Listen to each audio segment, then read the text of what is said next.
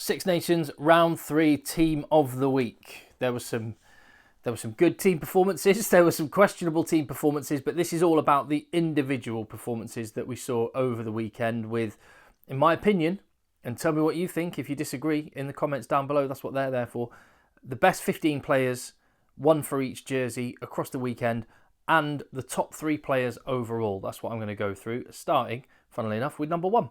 And I have Andrew Porter as the best loose head of the week. There were other contenders, and some people, I think Andrew Porter is one of those props who splits opinion when it comes to his scrummaging. There was quite a few people that were maybe looking at that game against Wales and questioning the angles that Andrew Porter was getting himself into. All I see is just an unreal specimen. And judging by that Netflix documentary, he probably celebrated that win against Wales in Dublin at the weekend by going to the gym at 5 a.m. and lifting a quarter of a ton worth of weights on his back. He's a physical freak, and he was excellent against Wales, as was Dan Sheehan, one of the best performers of the weekend. Just, what did I describe him as? I said he's a bit like he's a bit like Thanos in the Avengers. Dan Sheehan is inevitable, and he was on the score sheet again. And then someone in the comments said he's Danos. That might be what I have to call him from now on. I love that guy. Number 3, Xander Fagerson. There were other contenders for this jersey.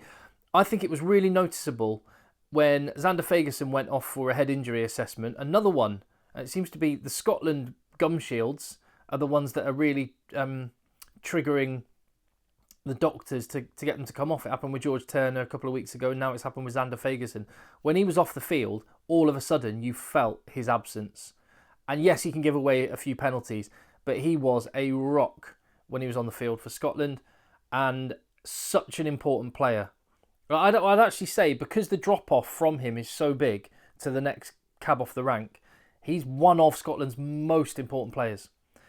Grant Gilchrist was brilliant as well. Could have given it to Scott Cummings in the second row as well. Joe McCarthy also excellent for Ireland, and Poso Tuolangi threw himself around in the second row. I've gone for Grant Gilchrist because he just did his job relentlessly. He worked so hard, hit rucks, hit people, created the platform upon which Scotland managed to exploit and control the game, particularly in that second half. So Grant Gilchrist in alongside Tadhg Beirne, who was exceptional for Ireland once again. In 70 minutes, he managed to put in as much work as most players would put in 2 games. He had his little period in the sin bin. And what I love about him, I've mentioned this before, he looks absolutely goosed, knackered after 5 minutes, and he stays at that level the whole time. That guy's engine is incredible, and I think a big part of that is the mentality that he brings, because your brain will give up before your body does. Tadhg Beirne manages to squeeze unreal performances out of himself, even when he's absolutely hanging, and he was great again. Michele Lamaro shifted him across into the 6th jersey, a real leader for Italy, and his face at the end of the game when that kick didn't go over and he tried to just hunt the ball down and it run into touch, hands on his head. And I mean, how close did that guy come to leading his team to something very, very memorable? And he was talismanic once again. I thought he was excellent. There were lots of good back row performances. Caelan Doris and Josh van der Fleer were really good for Ireland. Ben Earl was all right in a poor performance for England. Yeah, there was some good performers all round. I've gone Francois Crowe as well. I've gone for Michele Lamaro and Rory Darge. I absolutely love this guy. I described him a couple of weeks ago as, I look at Rory Darge and I see British and Irish Lion. I see 100 caps next to his name. I think he is incredible. And just watching him in the flesh, he's so hard. He's so tough. And the pressure that he puts on opponents' breakdowns, the defensive work that he does, and a really good rugby mind. I've got a lot of time for Rory Darge, and he was excellent for Scotland. Aaron Wainwright for Wales. Yep, they went down, and they went down handily. But in a team of youngsters, in a team lacking experience, you want the guys that do have that experience to be at the forefront. And Aaron Wainwright is playing some great rugby in this tournament. Brave, wholehearted, full of energy, full of running. And in the absence of guys like Taulupe Faletau, with guys like Justin Tipperick now off the radar, Aaron Wainwright is stepping up for Wales. Jamison Gibson-Park, my goodness me, how good is this guy? Comfortably, far and away, the best scrum half in the Six Nations this year. No Antoine Dupont, obviously. I was going to say, aside from Antoine Dupont, in the Northern Hemisphere, no question. He's easily number 2. And he would be nipping at the heels of Antoine Dupont as well. The tempo that he plays at is so instrumental for Ireland. His decision-making is excellent. And it was that period when, just before James Lowe's try, great offload by Calvin Nash, by the way, for that one. But the tempo that Ireland played at, phase after phase after phase, and Jamison Gibson-Park just knowing when to get it to Jack Crowley, when to give it to a forward. They go narrow, they go wide, they go coast to coast. He's always there, quick ball, and eventually the dam burst and they scored. And Jamison Gibson-Park, a massive part of that. Finn Russell, I mean, I don't mind the comparison he made with himself as the Lionel Messi of rugby. He delivered it. His vision, his execution, taking it right to the line and putting Sione Tuipulotu through. That's what I love about great fly halves. And Johnny Sexton was the same. He just has the bravery to take it right to the line, risk getting absolutely wiped out, many times does get absolutely wiped out, in order to put a teammate through.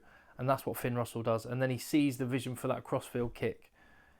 Just mercurial talent. And he was very good for Scotland. Into the centres then, Bundee Aki, man of the match in the game between Ireland and Wales, a focal point, just giving total direction, gain line threat, defensive work. I mean, he's got an all-round game. We just talk about him being a big ball of muscle, but he's more than that. He's just a legitimately good all-round rugby player. And Hugh Jones.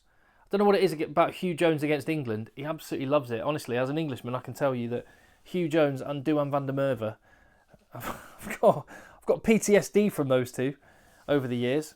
And Hugh Jones was excellent again. Instrumental in that first try. And just carved it up whenever he got the chance. And just made I mean, I was excited about the return of Ollie Lawrence. I've got a lot of time for Henry Slade. Tuipulotu between them, the pair of them, particularly Hugh Jones, just made him look amateurish at times. He was great. Onto the wings then, and of course, Duhan van der Merwe, hat-trick hero, physical freak, had no right to score that try down England's left-hand touchline. Just to gas his speed for the size of the man is incredible. 18 stone, 6'4", and can run like a sub 1100 metres. The guy is a freak, an absolute freak. And if you were picking a British and Irish Lions team today, he'd absolutely be on the wing. Who he'd be with at the minute? Well, I think I'd give a mention to James Lowe, who's playing some great rugby. Does not get in my team, however, because in my team, Tommaso Menoncello, playing slightly out of position on the wing, but just showing that he's not just a big guy. He can shift as well. He looked great on the wing. Man of the match for the Italy-France game. Gutted not to have been on the winning team, and the draw was all Italy had to show for it. That was not... I mean, if the whole Italy team had played for the whole 80 minutes with the sort of intensity and intent of Tommaso Menoncello, they'd have won comfortably. He is a baller, and he's young. Big boy, quick, young, got a lot of time for him. And finally, rounding things off, I could have gone for Ange Capowatso at fullback. I could have gone for Kieran Frawley at fullback. I think Ireland should be very encouraged by his performance stepping in for Hugo Keenan. I've gone for Cameron Winnett.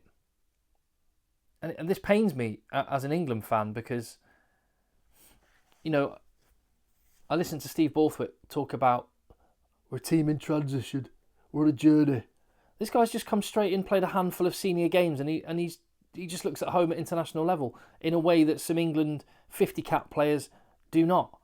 And I think partly there's a lot that is behind that. And on a video coming in the channel very soon, I will be getting into that as I reflect on round 3 of the Six Nations a bit more. But just game by game, more and more impressed with what Cam Winnett is managing to do. Wales have got a proper talent there, and bearing in mind he's about 11 stone wet through, how brave is that guy? Got a lot of time for him. So there you go, that is my team of the week, the 15 men. As for, sorry, I'll get myself out of the way, and that is how that team looks. 6 Scots, 5 Irishmen, 2 Welshmen, 2 Italians. Not a single Englishman, not a single Frenchman. That is a bit of a rarity, really, when you think down the years. Those two have been the 2 most successful countries in the Six Nations, in the Five Nations before it, but they are well off the pace. Scotland and Ireland. Oh, if only we had that showdown to look forward to in Dublin. I mean, that's disrespectful to Italy, who Scotland have got to beat. But assuming Scotland do beat Italy, what a shame we have been denied that St. Patrick's weekend showdown in Dublin between those 2 Celtic cousins, Ireland and Scotland. That would be amazing if they were going for a Grand Slam. What do you make of that? Leave your comments down below. Hit subscribe. Give the video a thumbs up. Appreciate your support on the channel. And those are my top 3 players of the weekend. I love Dan Sheehan. I absolutely love Tadhg. They were both outstanding. There were a lot of other contenders of players that were really good.